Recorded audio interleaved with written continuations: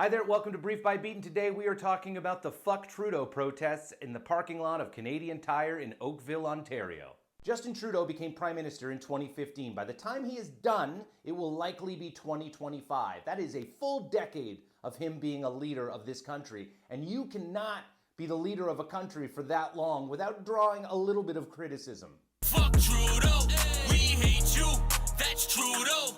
Love Canada, but hate judo. Fuck Trudeau, fuck Trudeau, fuck Trudeau. Full disclosure, I don't like Trudeau either. I don't not like him in the put up a fuck Trudeau flag kind of way or write a hip hop song about it, but I think he's a weak leader. And I think every time he's pushed on some bullshit that he's done, he either stammers his way through his response. My question for you, Mr. Prime Minister, is what exactly did you mean by gender impacts when you bring construction workers into a rural area? If you could, please provide a thorough explanation on your comment in addition to clarifying what exactly those social and gender impacts are. Thank you. Okay. Thank you for your question, and thank you for your hard work. Construction workers build this country every single day. The work you do and the work your colleagues do around this country, building our roads, building our bridges, building our homes, building our factories, building our country every day is an essential building block of the country and the future we're building. That's why we're investing historic amounts in infrastructure. That is why we know that investments in the work the construction workers do right across the country is essential for building the better future that we need. Thank you for your question.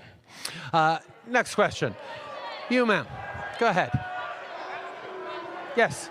Wow, that wasn't even close to answering her question. He didn't even get in the ballpark to where you thought maybe he was kind of going to answer the question. He's just not a good politician. There are politicians who will not answer your question, but they're so good at weaving the web that by the time they're done, you almost feel like they did. Not Justin. He also said the word building a suspicious amount of times. It almost feels like he had like a bet going with one of his staff, like, hey, I bet you I can say building 500 times in the answer to a question, and if I win, dinner's on you. Just kidding. Canada always pays for my dinners. And another way he handles it when he gets backed into a corner is he goes and plays the racism card. Qui croient pas dans la science, qui sont souvent misogynes, souvent racistes aussi. Conservative Party members can stand with people who wave swastikas. They can stand with people who wave the Confederate flag. So naturally, when you've been a leader for this long, you're going to have some people who don't like you, don't like what you're doing, don't like what you've done, and they might head down to the Canadian Tire parking lot in Oakville, Ontario to let you know.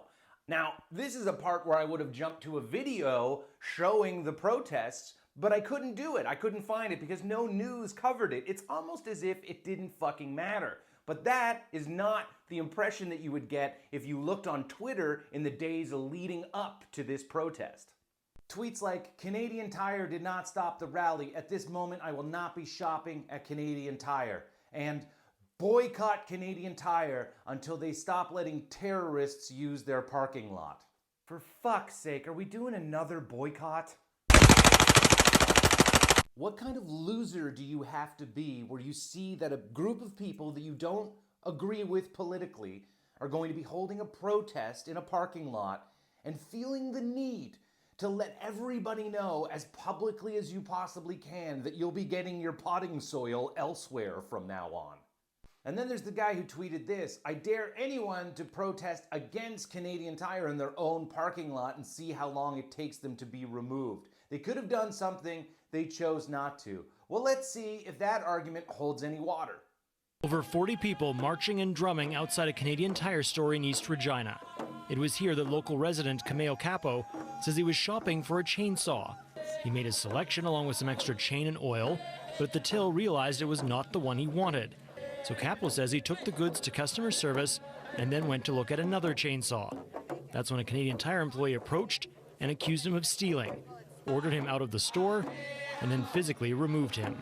Or how about this Palestinian group that was protesting a SodaStream product that was being sold at Canadian Tire because it said made in Israel on the product, even though it was made in a disputed part of the West Bank. So clearly you can go to Canadian Tire and protest against Canadian Tire itself. I'll give you the benefit of the doubt. Maybe you didn't know that these stories existed, but it's also just possible that you don't want people to protest things that you don't want them to protest. That seems to be the underlying problem here, is that people don't want people to protest shit that they don't agree with, but that's the whole fucking point of protesting. For an example of how I think we should conduct ourselves in protests or demonstrations, let's take a look back to this Stephen Harper protest in 2015. A couple that obviously did not like the idea that we were out here, and I guess felt threatened by our presence. But I mean, overall, they seemed pretty respectful. I mean, it is freedom of speech. Everybody's entitled to their opinion. I'm glad to see them here. That's great to be able to live in a country where we can express all our opinions in one place like this. So, wasn't that nice? Wasn't it pleasant to see two people disagree with each other in a respectful manner? Now, I don't know if we'll ever really get to that point again. We seem to be too far gone, but I do think that both sides should try to meet each other in the middle. So one way to meet each other in the middle, we'll start with the fuck Trudeau guys. Here's the first thing you need to do.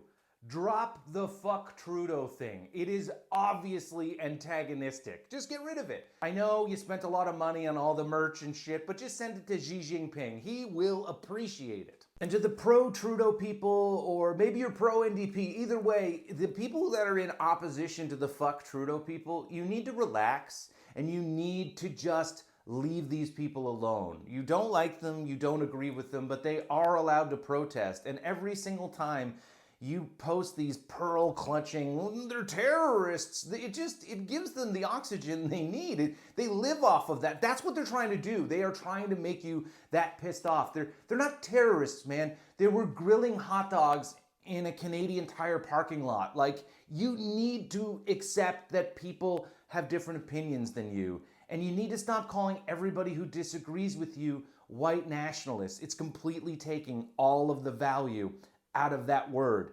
Look, I think people need to get better at calling out the extremists within their groups. That's true. I mean, if there are white nationalists within your group, you should be very vocal about that and call them out. However, left wing, you need to do the same thing. There are anarchists on your side of the fence. There are people who just want to watch the world burn. There are left-wing extremists, but every time somebody calls out Antifa, people are like, oh, it's just an idea. Antifa's an idea, not an organization. Oh, you got it. Not malicious. It's just an idea.